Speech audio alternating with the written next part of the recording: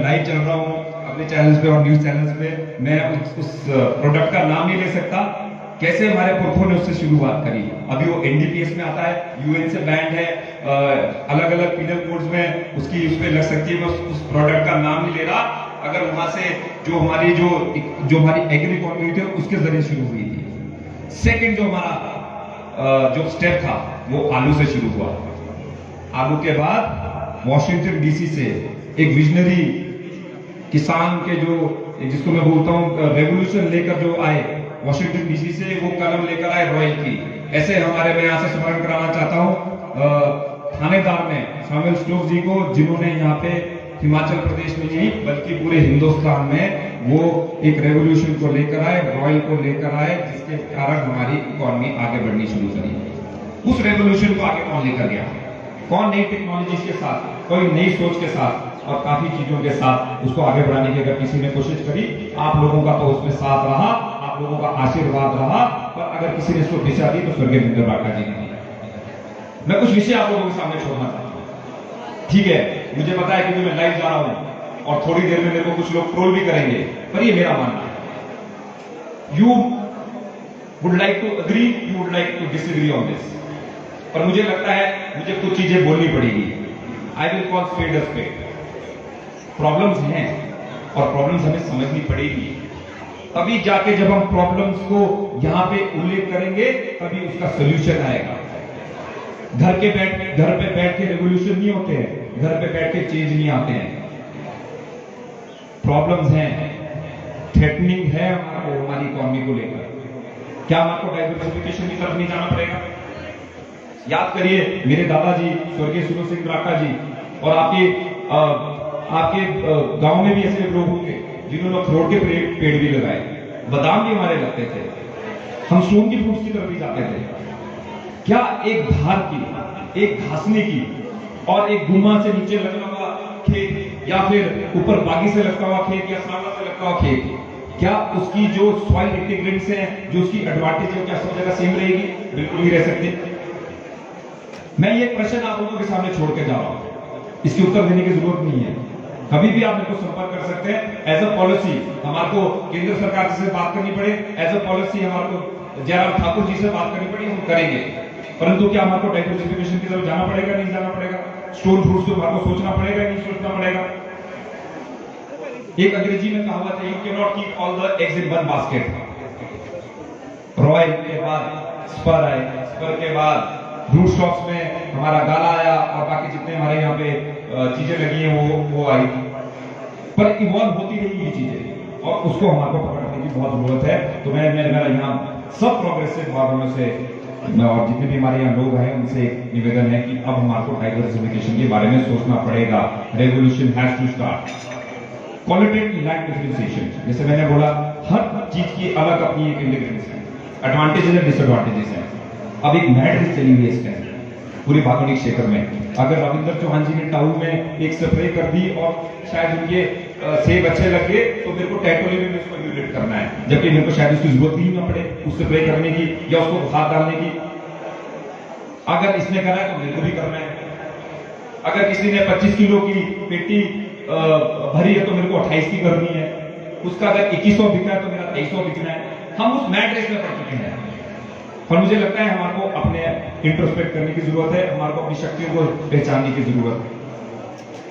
शायद जो टाऊ में डिसएडवांटेज हो, जो ज्वारा बेल्ट में डिसएडवांटेज हो, वो शायद हमारे निचले लगते हुए एरिया में एडवांटेज भी हो सकते हैं। पर उसको हम कैसे सर्टन करेंगे? जब हम डायलॉग स्टैब्लिश करेंगे, जब हम प्रॉब्लम्स को समझेंगे। प्लांटिंग मटेरियल्स को लेकर बहुत बढ़िया काम पिछले दशकों में, 2 दशकों में हुआ है। 80s की बात करूं, रामलाल जी, मेरे को कल मैं पुड़क में था एक जगह, वहां पर बताया गया कि 80 रुपए की पेटी बिकती थी। मेरे को तो याद है जब मैं स्कूल में था तो 300-400 रुपए की बिकती थी, फिर आज वो 2000 तक पहुंची। प्लांटिंग मटेरियल में हमारा बहुत बड़ा जो कंट्रीब्यूशन रहा है इकोनॉमी के लिए एप्पल्स में, वो बहुत बड़ा रहा है। तो मुझे लगता है कि अब हमारे को जितने भी हमारे लोग यहाँ पे काफी लोग हैं जो मैं देख रहा हूँ सामने, जो इस टाइम नर्सरी की प्लांटेशन करते हैं, कोई बाहर से इंपोर्ट कर रहा है, कोई यहाँ पे इंडिजिनियस बना रहा है, पर मैं आप लोगों से सबसे निवेदन करता हूं कि हमारे को हाइट वाइज और हमारे को अब क्वालिटी की ओर जाना पड़ेगा। हमारे को जो मैट रेस है भागम दौड़ में नहीं फंसना पड़ेगा, नहीं तो हमारे लिए बहुत खतरे की बात है। मैं राजनीतिक कार्यकर्ता हूं, मैं आपको बता दूं, मैं बिल्कुल ओपन फोरम में इस बात को बोलता हूं, दिन में एक फोन जरूर आता है जब कोई ना कोई मेरे को, हमारा जो बेचारा किसान है वो मेरे को ये बोलता है कि चेतन जी मेरी जो सब्सिडी है किसी जाली की या किसी भी और इक्विपमेंट की वो पेंडिंग है। मुझे भी बहुत पीड़ा होती है। क्यों राजनीतिक हस्तक्षेप, पॉलिटिकल इंटरवेंशन इतनी जरूरी है कि मुझे ही एसएमएस को फोन करना पड़ेगा, डायरेक्टर हॉर्टिकल्चर को, एग्रीकल्चर को फोन करना पड़ेगा, और बाकी भी मैं समझ सकता हूँ जो भी विधायक रहे, विधायक रहे, जो भी राजनीतिक पार्टियों से जो डील करते हैं उन लोगों को इंटरव्यू करना पड़ेगा। क्यों ना हमारा कोई ऑटोमेटिक प्रोसेस रहे जहां उनकी सब्सिडीज की फाइल इमीडिएटली हो। एक एक पिलर ऑफ पोस्ट में हमारे को जाना पड़ता है। सिंगल विंडो हम क्यों नहीं रखते? टेक्निकल नो हाउ के लिए नॉन यूनिवर्सिटी जाए कि हम काल्टा जी से बात करें, कोई चेरीज में कोई इश्यू हो रहा है, हमारे को किसी को पता ही नहीं है। अगर रामलाल जी ने कोई एक अच्छा पैटर्न स्टैब्लिश करा है तो शायद हमारे को उसको, उस पैटर्न को जो बाकी में स्टैब्लिश है उसको मेरे को टेक्निकली में स्टैब्लिश करना पड़े। ऐसी बिल्कुल हम गलतियां करे जा रहे हैं। पर मुझे, मेरा अपना मानना है कि हमारे को अब आस्ते आस्ते सिंगल विंडो की तरफ भी हमारे को सोचना पड़ेगा। और ये जो बात मैं आपके सामने रख रहा हूँ ये हमारे बागवानों के लिए है, ये पॉलिसी डिसीजन है हॉर्टिकल्चर और एग्रीकल्चर को और सरकार को सोचना पड़ेगा, और इसको लेकर भी हम उन तक जाते रहेंगे। कुछ दिन पहले मैं, हमारे यहाँ पे बड़े सीनियर कार्यकर्ता जो डॉक्टर जी के बहुत अजीज थे, ऐसे मेरे, और मेरे भी बड़े अजीज हैं, ऐसे मेरे ज्ञान ठाकुर जी मेरे सामने बैठे हैं। एक इन्होंने पोस्ट डाली फेसबुक में, ज्ञान जी मैं आपको बड़े ध्यान से देखता हूँ, आप ये मत समझना नहीं, अगर लाइक नहीं करता आपके पोस्टर तो मैं देख नहीं रहा हूँ। एक इन्होंने पोस्ट डाली रॉयल की, ओल्ड इज गोल्ड। अगर आज हमारा उत्थान हुआ है तो रॉयल का बहुत बड़ा कंट्रीब्यूशन उसमें रहा है। ठीक है, नई वैरायटीज आनी चाहिए। मुझे बताया गया है कि पिछले 5 साल से रामलाल जी कोई भी नई वैरायटी जो बाहर से आती है अभी तक नॉन यूनिवर्सिटी और हॉर्टिकल्चर जो डिपार्टमेंट है उसको अप्रूव नहीं किया, उसको लेकर के बात करेंगे। परंतु नई वैरायटी के साथ क्या हम रॉयल को भूल सकते हैं? बिल्कुल भी भूलना पड़ेगा। अपने खेतों पे याद करिए, या मेरे को लगता है कि अपने खेतों के बारे में सोचिए, एक पेड़ आपके बगीचे में जरूर होगा जो 30 से 40 पेटियां एक सीजन में रॉयल की देता होगा। है कि नहीं है? गलत बोल रहा हूँ बताइए? किसी ना किसी पेड़ होगा। तो मैं तो बागवानी, यहाँ जो हमारे डिप्टी डायरेक्टर साहब बैठे हैं, मैं तो एक आह्वान इनसे करता हूँ, और इसको लेकर भी मैं जब मेरे को हॉर्टिकल्चर मिनिस्टर से बात करने पड़े हम करेंगे। ऐसे पेड़ों को हमारे को आइडेंटिफाई करना चाहिए, और एक जैसे हमने यहाँ पे नई वेराइटीज को लेकर कंपटीशन करा है, ओल्ड वेराइटीज को लेकर भी हमारे को कंपटीशन करना पड़ेगा। उन बगीचों को, उन पेड़ों को हमारे को आइडेंटिफाई करके उनको कलमों को आगे प्रोपोगेट करना चाहिए। होना चाहिए कि नहीं होना चाहिए? आप शायद डिसएग्री भी कर सकते हैं इस चीज को लेकर, पर मेरा मानना है कि हमारे को जो हमारी पुरानी वेराइटीज है उसको भूलना नहीं चाहिए। अभी थोड़ी देर पहले मेरे को जब यहाँ डायरेक्टर हॉर्टिकल्चर मेरे साथ बैठे थे तो उन्होंने एक बहुत अच्छी बात बोला कि अगली बार हम इक्विपमेंट्स लेकर आएंगे ड्रिप इरिगेशन का। ठीक है, मैं मानता हूँ बहुत इंपॉर्टेंट एक फैक्टर है, और मेरा ये मानना है, और ये जो सरकार के आंकड़े मैं आपके सामने शेयर कर रहा हूँ, शायद 5-10% का इधर से उधर हो सकता है, पर ओनली 80 to 90% जो हमारा कल्टिवेबल लैंड है या जो हॉर्टिकल्चर प्रोड्यूसिंग लैंड है जहाँ पे सेब उगते हैं, वो स्ट्रक्चर या साइंटिफिक इरिगेशन के साथ जुड़ा है। बाकी हम इंद्र देवता पर भी उस पर रहते हैं कि बारिश पड़ जाए हमारा जो सेब वो आगे चल पाए। ड्रिप इरिगेशन बहुत इंपॉर्टेंट है, सब्सिडीज भारत सरकार और हिमाचल प्रदेश सरकार दे रही है, परंतु क्या डायरेक्टर साहब, जब हम ड्रिप इरिगेशन की बात करते हैं हम सैंड फिल्टर को उसमें भूल जाते हैं। क्या वो सब्सिडी में कुछ इन्वॉल्व होना चाहिए, नहीं होना चाहिए? बिल्कुल होना चाहिए। तो ऐसी छोटी छोटी खामियां मैं इंस्टेंस आप लोगों के सामने में एक मैं डिस्कोर्स आप लोगों के सामने खड़ा करना चाह रहा हूँ। कोऑपरेटिव वाटर मैनेजमेंट, मैं इस पे बात पे आऊंगा, और मुझे लगता है हर पंचायत में हमारे को इस बारे में सोचना पड़ेगा कि हमारे को समूह बनाकर कुछ शायद 10 लाख लीटर की कैपेसिटी, हमारे को होल्डिंग कैपेसिटी हर पंचायत में या क्लस्टर ऑफ विलेजेस में हमारे को ये तैयार करना पड़ेगा। देखिए, जो हमारा देश, जो हमारा साथ लगता हुआ देश है नेपाल, और डॉक्टर जिसको हमेशा बोला करते थे एक दिन आएगा जब हमारे सामने क्राइसिस होगी, जब वहाँ से हमारे को लेबर नहीं मिलेगी। उनको इकोनॉमी बहुत तेजी से बदल रही है, बहुत तेजी से उनकी इकोनॉमी आगे जा रही है, उनको जॉब अपॉर्चुनिटीज वहाँ पे मिल रही है। अगर हमारे लेबरर्स को वहाँ पे जॉब अपॉर्चुनिटीज मिल गई तो यहाँ लेबर्स का आना बहुत मुश्किल हो जाएगा। क्या करना पड़ेगा?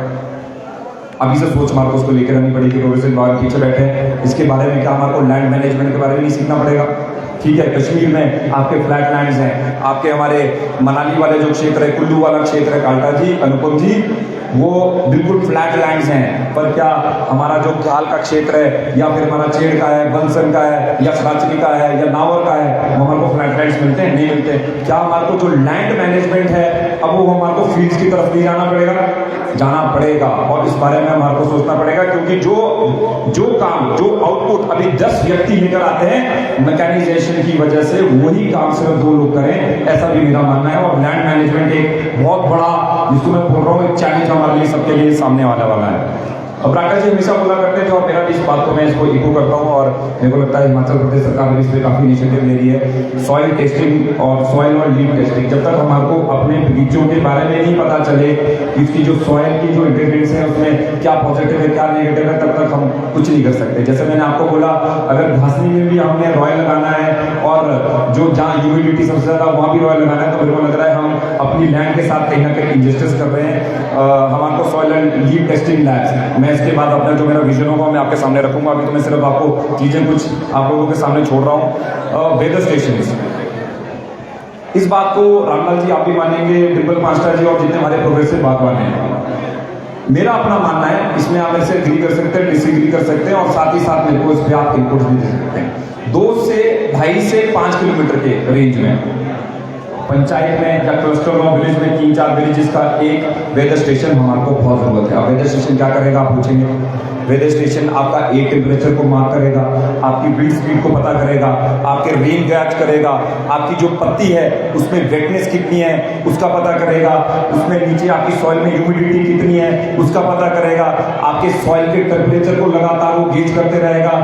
और सबसे बड़ी बात, क्योंकि मैं आईटी क्षेत्र से बिलोंग करता हूं, एक जिसको हम एब्रीविएशन बोलते हैं AI, आर्टिफिशियल इंटेलिजेंस, जब ये सारे रिजल्ट्स हमारे पास आएंगे, एक आर्टिफिशियल इंटेलिजेंस के माध्यम से, कंप्यूटर के माध्यम से हमारे को प्री डिजीज जो स्प्रेड है या वार्निंग है वो हमारे को पता लग जाएगी। अब आजकल क्या होता है, अगर किसी खेत में कुछ हो तो हमारे को ये नहीं पता कितना इसमें हमने क्या कर रहे हैं, हम नौनी फोन करते हैं या काल्टा जी को फोन करते हैं या रामलाल जी को फोन करते हैं, परंतु क्या पता कि आपकी जो हम वहां पे स्प्रे कर रहे हैं उसकी जरूरत है भी कि नहीं है, कि कुछ और हमारे को सोचना पड़ेगा। तो ये जो चीजें हैं, ये जो इनपुट्स हैं और साइंटिफिक इनपुट्स हैं, और ऐसा नहीं है कि मैं ये कहीं पे ये वो ही नहीं है, ये बाहर वेस्टर्न कंट्रीज में और जो भी हमारे प्रोग्रेसिव बागवान उसको कर रहे हैं। एक आर्टिफिशियल इंटेलिजेंस को हमारे को अब जल्दी से इम्प्लेस करने की जरूरत है। और जैसे मैंने आपको बोला, देखिए हर गांव में, हर बगीचे में हमारे को रोड की जरूरत है, और रोड निकलेगा जब आप जमीन देंगे। मैं उस मुद्दे पे जाना नहीं चाहता, क्योंकि सबको पता है रोड की कितना मारा मारी है, पर रोड्स हर जगह कनेक्ट हो, ऐसा भी मैं आप लोगों से सबसे मैं कर रहा हूँ। अभी कुछ दिन पहले मैंने अमर उजाला में पढ़ा, दिल्ली भी बड़ा शॉकिंग था, और शायद आप लोगों के ने भी, काफी लोगों ने, 90% लोगों ने इसके बारे में देखा होगा। हमारे बड़ाव जो चौपाल का एरिया है, वहाँ पे एक व्यक्ति ने ड्रोन से स्प्रे करी, और ये बड़ा अमर उजाला में आर्टिकल था, मैंने भी इसको ट्वीट करा, और इनफैक्ट इसको जब मेरा ट्वीट गया तो नेशनल लेवल पे इसकी चर्चा होनी शुरू हुई। तो जब मेरे दिमाग में ये आया कि एक व्यक्ति जब वो बढ़ाव में ड्रोन से स्प्रे कर सकता है, तो क्या हम क्लस्टर्स ऑफ विलेज को लेकर एक ऐसा इनिशिएटिव ना लें कि एक उसको जाने के बजाय एक ऊपर से ही आसमान से या नीचे लो ऑल्टीट्यूड में फ्लाइंग करके वो स्प्रे कर सके, और ये फ्यूचर होने वाला है। अब मुझे पता है, क्योंकि मैं लाइव जा रहा हूँ, थोड़ी देर में कुछ लोगों ने इस पर ट्रोल करने वाला पागल हो गया, पता नहीं क्या क्या बोल रहा है, पर लेट मी टेल यू, जब ब्राक्टा जी रूट स्टॉक्स की नई वैरायटी लेकर आए थे, तब उन पे भी इसी तरह के लांछन लगते थे कि पता नहीं ब्राक्टा क्या कर रहा है। और आज मैं जो बोल रहा हूँ बड़े कन्विक्शन के साथ बोल रहा हूँ, मुझे पता है ये सारी चीजें जो है वो डुएबल है। इसको हम इस पूरे जो है, जैसे रिपोर्ट मैनेजमेंट जैसे हम बोल रहे हैं, जब आपका रेन जो स्प्रेज हैं, जितनी अगर हमारे वहाँ पे लीफ जो वेदर स्टेशन लगे हों, वेदर स्टेशन पे हमारे को पता लग जाएगा कि अब बगीचे में हमारी जो ह्यूमिडिटी है, जो हमारी लीफ में जो हमारी ह्यूमिडिटी है वो पूरी हो चुकी है, तो हमारे को अब पानी की जरूरत नहीं है, आप उसको सिम के जरिए उसको बंद कर सकते हैं। इसको हम बोलते हैं, इस पूरे प्रोसेस को हम बोलते हैं इंटरनेट ऑफ थिंग्स। रिमोटली घर पे बैठ के आप ये सारी चीजें कर सकते हैं, और ये मेरे को लगता है ये फ्यूचर है 10-15 साल के बाद, क्योंकि मैं लाइव जा रहा हूं, इस बात को आप कभी भी चेक कर लेना, 10-15 साल के बाद ये आपका फ्यूचर होने वाला है। नैनो टेक्नोलॉजी, याद करिए 30 से 40 रुपए का जो किलो का यूरिया का बैग। रामराज जी अब तो शायद चलो ठीक है, मैं मानता हूँ कॉली में नहीं जाएगा, परंतु अब तो 550 मिलीलीटर की बॉटल्स आ रही है यूरिया की, ठीक है, उसकी स्प्रे होती है। पर अब हमारे को जो नैनो जो टेक्नोलॉजी है उसकी तरफ भी जाना पड़ेगा। नैनो टेक्नोलॉजी डोगरा जी, नैनो टाटा नैनो की बात नहीं कर रहा हूँ, नैनो भी छोटा है। मैं इस बात को हमेशा मानता हूँ और मेरी कन्विक्शन भी है, और इसको लेकर मैं इसको लेकर मैं जंग में लड़ते रहूँगा और लगातार मैं सरकार से बात करते रहूँगा। ठीक है, नॉन यूनिवर्सिटी बहुत अच्छा काम कर रही है, उनको इनोवेशन करनी चाहिए, आगे चीज़ों को लेकर जाना चाहिए। परंतु एप्पल ग्रोइंग एरिया में मैं ये नहीं बोलता कि आप उसको कोटखाई में करिए, आप उसको जुब्बल में करिए, आप उसको नावर में करिए, आप उसको चमार में करिए, आप उसको रोडू में करिए, चाहे आप उसको कुल्लू मनाली में या चंबा में या भरमौर में करिए, पर क्वालिटी यूनिवर्सिटी ऑफ हॉर्टिकल्चर या कॉलेज हमारे को अब यहीं पे इस्टेब्लिश करना पड़ेगा, अपने फार्म गेट में करना पड़ेगा। और इस बात को लेकर मैं ठाकुर जयराम जी से कम 10 बारी मैं ये निवेदन से कर चुका हूँ, और अभी कुछ दिनों बाद एक बागवानी पॉलिसी, एक जोरदार ताली सरकार के लिए हो जाएगी, क्योंकि बागवानी पॉलिसी भी जल्दी आप लोगों के बीच में आने वाली है, और उसमें मैं लगातार सरकार को फीडबैक दे रहा हूँ।